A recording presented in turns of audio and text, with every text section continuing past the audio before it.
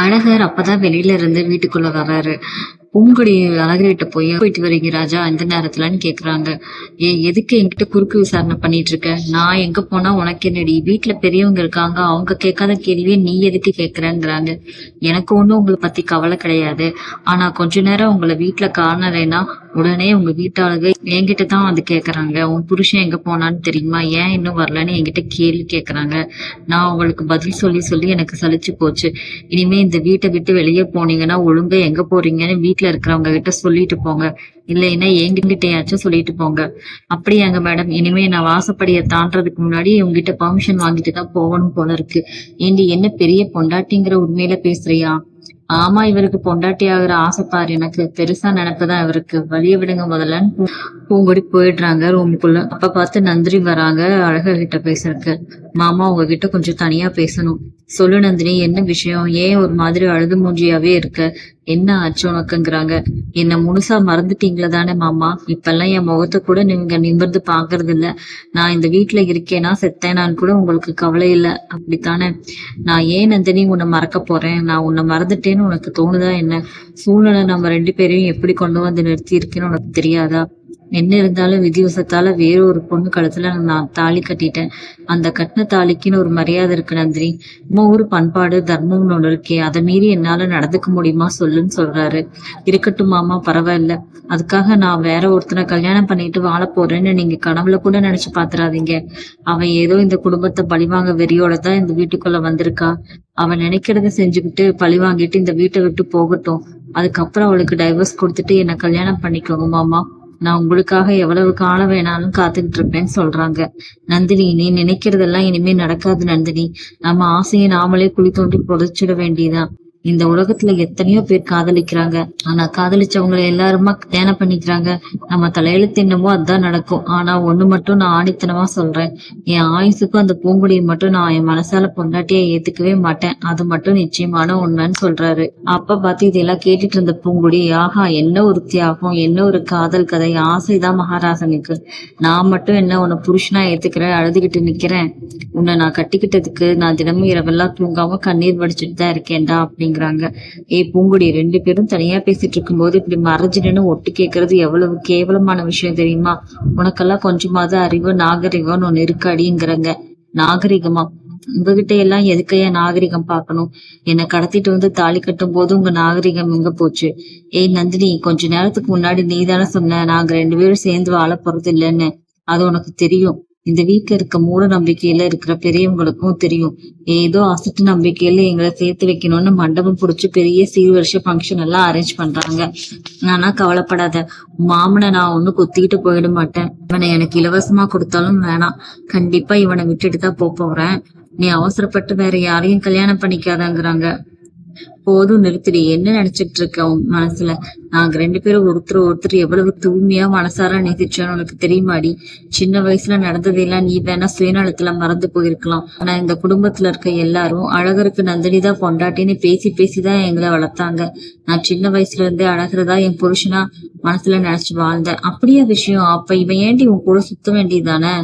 ஆமாண்டி, ஆனா இவன் சின்ன வயசுல இருந்தே பூங்குடின்னு உன் ஞாபகம் தான் சுத்தணும். என் கூட சரியா விளையாட கூட வரமாட்டான். நான் கேட்டா எனக்கு பூங்குடியத்தான் பிடிக்கும், அவளைதான் கட்டிக்கு போறேன்னு அப்பவே சொல்லுவான். இன்னைக்கு பிடிச்சோ பிடிக்காமலேயே நீங்க ரெண்டு பேரும் கல்யாணம் பண்ணிக்கிட்டீங்க. இந்த வீட்டுல இருக்கிறவங்க எல்லாரும் நீங்க நல்லா வாழணும்னு ஆசைப்படுறாங்க. ஆனா சந்தோஷமா வாழ வேண்டிய ரெண்டு நெஞ்சங்கள் நடுவுல வந்து வழிக்கடை ஆக்கிட்டியடி. இந்த பாவமெல்லாம் உன்னை சும்மா விடாது. நான் சிந்துற ஒவ்வொரு சுட்டு கண்ணீருக்கும் நீ பதில் சொல்லிதான் ஆகணும் பூங்குடி, நந்தினி சொல்றாங்க. அட, பெரிய தியாக செம்மல் மாதிரி பேசாத நந்தினி. இவன் உன்னைத்தான் அவ்வளவு உருகி நேசிச்சானா என்னை எதுக்கு நீ கடத்திட்டு வந்து தாலி கட்டணும்? காதலுக்கு மரியாதை கொடுக்கறவனா இருந்தா எனக்கு நந்தினி தான் வேணும்னு சொல்லி உன் கூட ஓடி போயிருக்க வேண்டியது தானே? எனக்கு வேற எவனோ ஒருத்தன் கூட கல்யாணம் நடந்து நான் பாட்டுக்கு மகாராணி மாதிரி வாழ்ந்திருப்பேன். இந்த கஞ்சத்தனமான குடும்பத்தை விட அவங்க எவ்வளவு வசதியானவங்க தெரியுமா? என் வாழ்க்கையும் கெடுத்துட்டு இப்ப வந்து தத்துவ வசனம் பேசுறியா? அழகர் உடனே, பூங்குடி, நாக்கடைக்கு பேசு, என்னை பத்தி இன்னும் உனக்கு முழுசா தெரியல, தேவையில்லாம வாய்க்கு வந்தபடி பேசாத. நந்தினி உடனே, பூங்குடி, தயவு செஞ்சு இங்கிருந்து போயிருவி. மறுபடியும் என் மாமா உன் கழுத்துல தாலி கட்டுறதையோ நீங்க 2 பேரும் தம்பதியா மேடையில் உட்கார்றதையோ பாக்குற சக்தி எனக்கு இல்லடி. அன்னைக்கே நான் பாதி செத்துட்டேன். மிச்சம் இருக்கிற இந்த உயிரையும் எடுத்துடாதடிங்கிறாங்க. நான் எதுக்குடி போகணும்? நான் வந்த வேலையை முடிச்சுட்டு தான் போவேங்கிறாங்க. பழி வாங்குறதுக்கு எந்த வழியை வேணா யூஸ் பண்ணிக்கோடி. ஆனா இந்த வீட்டுல இருக்கிறவங்க யாரும் கெட்டவங்க இல்ல. உன் அப்பாவுக்கு கை போனதுக்கும் வெறும் விபத்து. உங்க தாத்தா செத்ததுக்கும் இந்த குடும்பம் காரணம் இல்ல. தனிக்கும் உனக்கு நிரூபிக்கிறேன். இந்த வீட்டுல இருக்கிறவங்க அத்தனை பேரும் தங்கமானவங்கன்னு இந்த ஃபங்க்ஷன் நடக்கிறதுக்குள்ள நான் உனக்கு ப்ரூவ் பண்றேன்.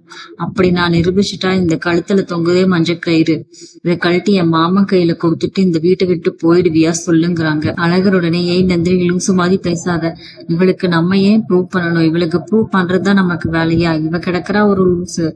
மூங்கடியதுக்கு ஆஹா என்ன ஒரு சூப்பர் ஐடியா கிடைச்சிருக்கு. இப்பவே போய் உங்க அப்பா மாமா கிட்ட விஷயத்தை பொழந்து கட்டுறேன். உங்க பிள்ளையும் இந்த நந்தினியும் ரகசியமா காதலிச்சுட்டு இருக்காங்க. 2 பேரும் தனியா நின்று வலிஞ்சுகிட்டு இருக்காங்க. உங்க பிள்ளையோட லட்சணம் இதுதான். அதனாலதான் பெரிய மனுஷனா யோசிச்சு இந்த ஃபங்க்ஷனை நிறுத்துங்க. நான் இவங்களை பழி வாங்கிட்டு போறேன்னு சபமத்தியில சொல்ல போறேன். வேண்டாம் பூங்குடி, மாமா கிட்ட சொல்லாத, அவர் தாங்க மாட்டாரு, நெஞ்சொடிஞ்சு போயிருவாரு அப்படிங்கிறாங்க. எனக்கு அதாண்டி வேணும். உங்க குடும்பம் நிம்மதியா இருந்தா எனக்கு வயிறு எரியுது. எங்க வீட்டுல எங்க அம்மா பட்ட கஷ்டம் எனக்கு தான் தெரியும். எங்க அப்பா கை போனதுல இருந்து இன்னைக்கு வரைக்கும் அவருக்கு பணிவிடை பண்றது நான் மட்டும்தான். எங்க அம்மாவை பக்கத்துல கூட சேர்க்க மாட்டாரு. அவ்வளவு வேதனையை அனுபவிச்சு எங்களுக்கு நீங்க நிம்மதியா இருக்கிறது பொறுக்காது. உங்க குடும்ப நிம்மதியை அழிக்கத்தான் நான் வந்திருக்கேங்கிறாங்க. எல்லை மீறி போயிட்டு இருக்க பூங்குடி, நீ ஏற்கனவே உன்னாலேயும் குடும்பத்தாலேயும் இந்த குடும்பம் பட்ட கஷ்டம் போதும்டி. இனிமே ஒரு வார்த்தை பேசாத எங்க அப்பாவை பத்தி தப்பா, அப்புறம் நடக்கிறதே வேறங்கிறாரு.